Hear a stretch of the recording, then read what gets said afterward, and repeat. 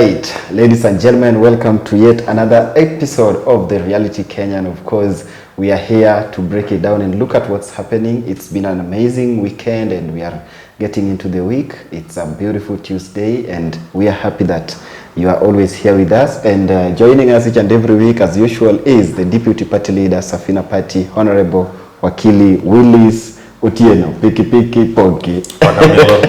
Kabisa, of course, we are live from the landed corner as usual, and we appreciate for always taking your time to be here, just to enlighten us on a few issues, what's happening and everything as far as the livelihood of the real Kenyan is concerned. Karibu sana. Thank you very much. What's up for the new week? Still the same challenges that Kenyans are facing. Yes. Maybe more intense discussion that we are going to engage in. Yes. We're also seeing some developments in the political arena. The fight for Jubilee. One side saying Jubilee is dead and buried. Yes. But they're still fighting to control it. The other side is still agitated and they want to maintain control of their party. We've seen former President Uhuru Kenyatta coming out to strongly convene a meeting of the Delegates Congress of the party and to assert himself as the party leader, and they have made changes at the NDC affecting the leadership of the party. And we've also seen on the other side the Kanini Kega group dismissing the delegates convention that was held by Uhuru Kenyatta. But it is important that we note that this matter had gone to court, the political parties tribunal, and that group had sought to stop the delegates convention from taking place. But the political parties dispute tribunal dismissed the case for want of prosecution, with the jurisdiction. So it was not hard on its merits. So there we are. Jubilee is having its fights. But more important for the people of Kenya is the issue of the Article 38 rights, the political rights that people have, and how to caucus within your political party. It will be interesting, that what I find interesting about this party and the fight is, on the one hand, it's a party that is has lost its glory. If you remember when in 2017 Jubilee held its National Delegates Congress at NDC in Kasarani, it was a huge thing. They had just unveiled also their new party headquarters. Now this time they're even struggling to find a location, an office, and where to hold the NDC. But that's the nature of politics. You can be in power today, tomorrow you're out of power, but you still keep organizing. The most important thing is that in this conversation for political change or political alignments, what is it about the people? Are we doing all this so that we can help improve the lives of our people, or we're just doing it for purposes of assuming comfort zones for the political group? I wish Jubilee fight was as a fight about the cost of living, and we were seeing both sides coming out strongly to viciously speak against, for example, the very punitive proposals in the finance bill, which are going to cause a lot of hardship to our people. If we had that kind of fight in Parliament, that members of Parliament are viciously calling meetings, they are attacking each other, speaking rapidly against or for those who want to support the proposals, then we will say that our country is a country that cares more about the electorate. But as it is, we see the vicious fights in political control, but not a robust and vicious fight when it comes to the issues which matter. And those issues which matter for the next 2 months, the most important issue that will matter to the people of Kenya is the issue of these proposals that have been made to in the finance bill. The proposals which have been made to increase some levies and taxes and introduce new funds like the housing fund. And what will be the impact of those to the quality of life that we are going to have? Because ultimately, if some of those proposals are passed, and I really sympathize with the Kenya Kwanza administration. They are operating in an environment where there's for every 100 shillings they collect, 80 shillings goes to debt. Yes. So their response is to simply try to increase the amount of money that they can collect so that they can have some money to spend. Yes. That is why they've come up with these proposals. Yeah. But the elephant in the room, which they are yet to deal with, is this issue of debt. Yeah. Something about government and even politics. Yeah. Somebody cannot just wish to cause pain to people if you're a politician. Yeah. But you're seeing this administration is hell-bent on passing the punitive levies and taxes. I don't think they intend to cause harm. It's just that they've reached a point of the debt, the expenses they're supposed to meet, they cannot do anything about it. They are forced to come to the people.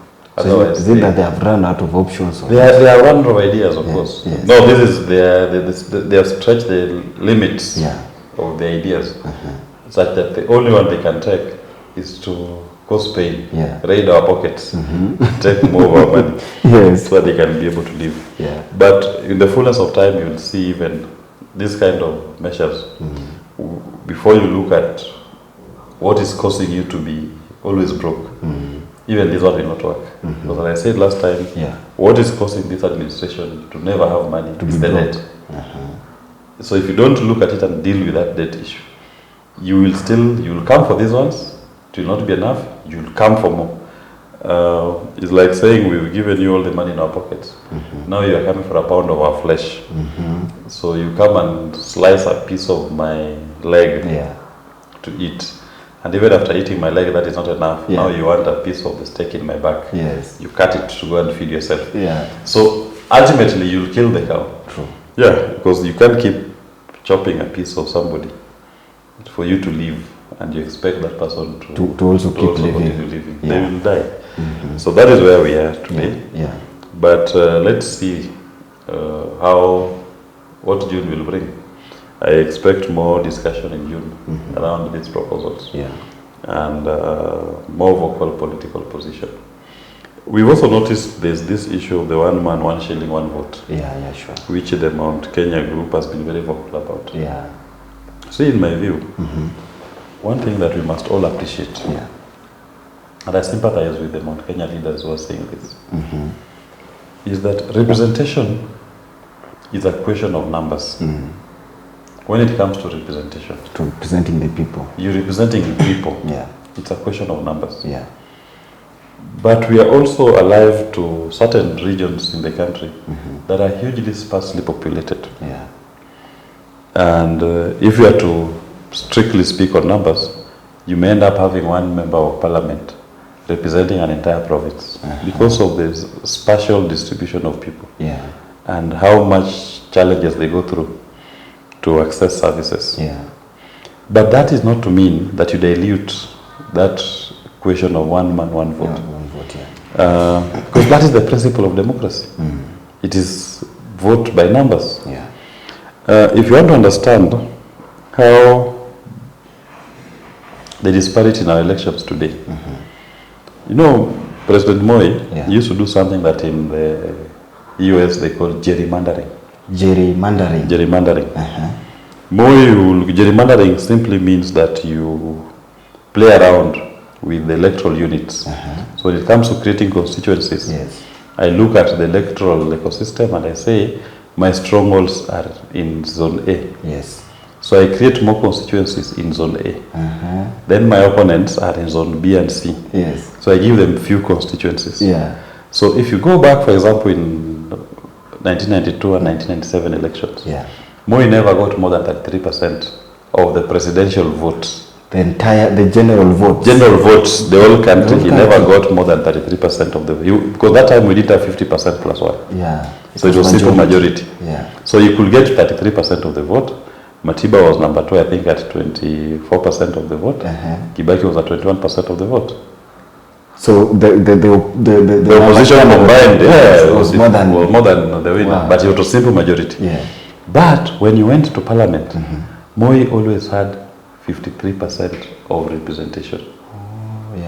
Because what happened was, in his zones, the Kalenjin areas, some of the northern frontiers, upper eastern, he created seats more than they deserved. Yeah. So you'll find at that time Embakasi is one constituency that has 200,000 people. Yes. Then Mogosho is a constituency that has 30,000 people. Yes. So the member of parliament in Mogosho goes by 30,000. Yes. In Embakasi goes by 200,000. You see, that is what is called gerrymandering. How do you justify having such a large constituency on one end and then one other constituency with very few registered voters? Yeah. And if you were to look at the tribal arithmetics and the lay of constituencies across the country, and assume we put aside the northern frontier counties and constituencies. So let me pick, for example, the constituencies in the former Rift Valley, the former Central Province, and the former Nyanza, Luo Nyanza specifically. And the number of registered voters in those three regions. Right? Registered voters. Vis-a-vis the number of constituencies in those regions. You will come to this conclusion. In Nyanza province, Luo Nyanza in particular, it takes 59,000 people to take one person to parliament. In Rift Valley province, that's the Kalenjin Rift Valley part, it takes 49,000 people to take one person to parliament. In Central province, it takes 72,000 people to take one person to parliament. These are three regions that in terms of geography are almost the same. All the demographics are the same. I said, let's forget about Northeastern. Let's just focus on these three. All the demographics, the dynamics in the three areas are the same. But it takes 49,000 in Rift Valley, in Kalenjin Rift Valley, to take one person to parliament. It takes 59,000 in Luo Nyanza to take one person to parliament, and it takes 72,000 people in Central Province. Is this a fair process? So it means a vote cast in the Kalenjin region is stronger than a vote cast in Nyanza, and also stronger than a vote cast in Central. So the central vote is the weakest vote in our electoral ecosystem, if you take these three. So when you hear those members speak about it, you sympathize, because when it comes, you start using now constituencies, for example, as organs of distribution of resources. They end up unfairly being disenfranchised. Because if you say that CDF is 100 million Kenya shillings, and you are giving it per constituency. So it means that in that central region, 100 million per constituency to be shared, in one constituency to be shared by 72,000 people. In Nyanza to be shared by 59,000 people. In Kalenjin land to be shared by 49,000 people. So you understand? Yes, I get it. When we say that some of these issues, we need to have a genuine conversation. And we must appreciate that Moi had gerrymandered some constituencies and their regions. Maybe Central may have suffered most. Even Nyanza suffered when this gerrymandering took place. And we must now find a way of redressing these problems. There are special interests, special needs like the Northeastern needs, which as we are doing this redress can be looked into. How do we do it in a way that the special needs of the northern frontiers and those arid areas are not left behind. But the main problem, in my view, is in these three regions. You can even add the numbers for Western, add the numbers of Kambani, and you'll find still, and even coastal regions, you'll still find that our distribution of constituencies does not reflect the one man, one vote principle. But that is the fundamental basis of any democratic process. We must always engage on a principle that every vote in the electoral ecosystem is equal. There should be no vote that is stronger than the other. Wow. Wakili, talking about the mountain politics, you know, your party leader is also one of the Mount Kenya politicians, and right now the politics in Mount Kenya is a bit, it's not as stable as it used to be. How can you just, in one word, describe the current political status in the mountain? Of course, because it's been one of the determinants. Of course, people are looking for leadership. Yes. And the jury is out there, and I believe many people have formed their own opinion as to the ability of the present administration to deliver. True. But when our time comes, we do believe that us as Safina Party, led by Jimmy Wanjigi, we've dissected the problems of this country. We are the ones who understand that the main problem of this country is the economy. And that problem is exacerbated by the debt situation. And we do have a solid plan on how to deal with that problem. When the right time comes, we are going to have an engagement with the people and explain ourselves to them. We are already we are still having media platforms where we share with the people the problem. But progressively we'll get even to the solution. And we do believe that this coming fight, the fight to economically liberate Kenya and the black man, we are the champions who can deliver when that opportunity comes. And it is important right now that Kenyans are more aware about the issues that affect them most than they were before. And Kenyans are dissecting and they are discussing these issues more intimately. And they are seeing the impact of government on their table. And these are the issues that we believe in. We want an enlightened voter population that is able to make a decision based on the candidates' understanding of the issues and what proposals they have. So it is important. The phase we are going through is important. In my view, it's an awakening to the population, and we are seeing them actually now paying keen attention to the economy and whatever decisions are made at the national level, because it affects the quality of life. Each and every day, actually. Yes. It affects it each and every day. And someone might be, right now we can say that the economy, if not dead, then it's almost. Because we were just having a discussion the other day with some few friends that today if you have 1,000 shillings and you go to a supermarket, you might live with maybe 1 or 2 items. Yes, because you look at it, the inflation rate is 9%. 9% inflation, 9%, and it is getting bad by the day. Yes. What it means is that if I had, let's say it gets to 20%, if I had 10,000 shillings today, and in 2 months' time, my 10,000 shillings may not be worth 10,000 shillings today. It may be worth 6,000 shillings. Yes. So understand it that way. So the more our shilling is also weakening, inflation sets in. We are importing more things by the dollar using a weaker shilling. So the cost of living is becoming more and more difficult. So the quality of life is affected. And everybody becomes affected from the top to the bottom. Maybe only those who will have stolen, like those who have messed us up with KEMSA and now there's sugar scandal that we are hearing about. Those are sharks who don't deserve to live with humans. Because how can someone release contaminated sugar, for example, and sell it to unsuspecting members of the public? You know very well that our people are struggling with all manner of challenges. Why do you add to them contaminated sugar? Sugar by itself is not a good thing for the body. Now you add on top of that contaminated sugar. So instead of dealing with the vagaries of sugar, I have to deal with the vagaries because you don't know exactly what is in that sugar and what nature of contamination that sugar has gone through. That may affect the life and the health of the consumer.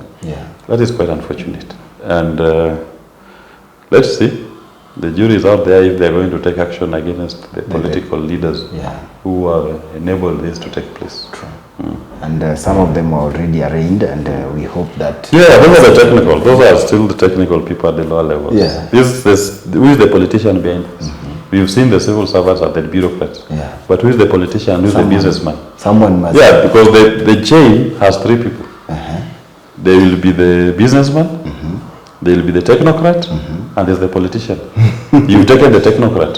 Give us the businessman and give us the politician. So the businessman who released, who sold the goods, and the politician who made sure that was giving them political cover. That is, all those 3 must be on the dock. As it is, we've not seen. We've only seen the KEBS officials Those are the technocrats, the center, but we want the politician. We also want to see the businessman. Yeah. Wow. Okay, if you look at now how things are running, and Safina Party is warming up and promising to take over and save Kenyans. And as you said last time, Safina is what even saved people during Noah's time. Yes. And if you look at this moment, the economy is sinking each and every day. Maybe you will find where it has already sunk. Don't you think it will take you a lot to bring back hope to the people, more so when that time comes? Yes. It might take even maybe 5 or 6 years. No. When you have the will, when you have the will, the idea and the strength to do it. And the resilience of the people of Kenya is very important. What people normally want is what you call positive leadership. A leadership that is focused, and then they will give you their backing and goodwill. That to me is the most important, because in terms of when we have any economic challenges, the recovery path is very simple and easy, as long as there's goodwill from the people and there's commitment from the leadership. So you work together in one accord to go to address the challenges. The main problem normally comes when there's a disconnect between the people and the leadership. Maybe the leadership, you assume office and then you start thinking of your own personal interest. That one, of course, will take a long time. But if you have goodwill of the people and commitment by the leadership, these challenges, we can overcome them. And we have great ideas. At the right time, we will market our ideas to Kenyans. With this failing economy, we can overcome it in less than 2 years. And Kenyans will feel that they've actually been served a raw deal by the politicians. 60 years of independence led by politicians has brought us to our knees. The next generation, the next 30 years, Kenyans should now think of where else can we get ideas? Where else does my help come from? As cried as Rachel cried in the Bible. When in the house of Jesse, in the house of Israel, the Goliath was taunting the Israelites, the people of God, and threatening them with extermination. The Lord sent Samuel to go to the house of Jesse. And when Samuel went to the house of Jesse, Samuel said, God has sent me to anoint a new leader. And Jesse brought all the warriors. And Samuel said, it's not any of them. Those warriors are the politicians. We are facing an economic Goliath. The people of Kenya are facing an existential threat from this dwindling economy.